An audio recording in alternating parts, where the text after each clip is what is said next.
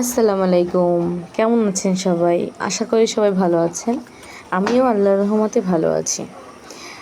আজকে আমি আপনাদের দেখাবো ড্রাগন ফলের ফুল শুকিয়ে যাওয়ার পরে ফুল ফোটার পর 2-3 দিনের মধ্যে এর একটা অংশ এমনভাবে শুকিয়ে যায়, অনেকে এই অংশটা রেখে দেন, কিন্তু এটা রাখা একদমই দরকার নেই।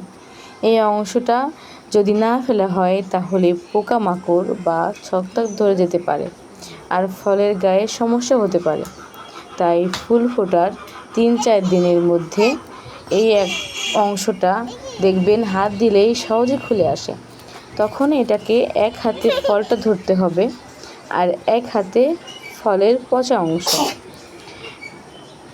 একবার উপরে একবার নিচে এভাবে করলে খুব সহজে খুলে আসবে। এতে গাছও হালকা থাকবে আর ফলটা সুন্দরভাবে বড় হবে ইনশাআল্লাহ।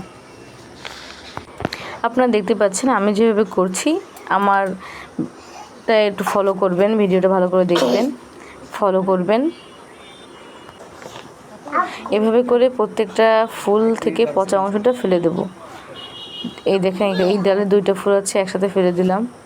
দেখতেই পাচ্ছেন পচা অংশটা ফেলার পরে গাছটা এখন একটু ফ্রেশ লাগছে। আমার কাছে মনে হচ্ছে গাছটা এখন ফ্রেশ লাগছে। আর এই পচা ফুলগুলো আমি গাছের গোড়ায় দিয়ে দিব, এটা পচে সার হবে। আর এরকম আরও টিপস পেতে আমার চ্যানেলটি সাবস্ক্রাইব করে পাশে থাকবেন। ধন্যবাদ।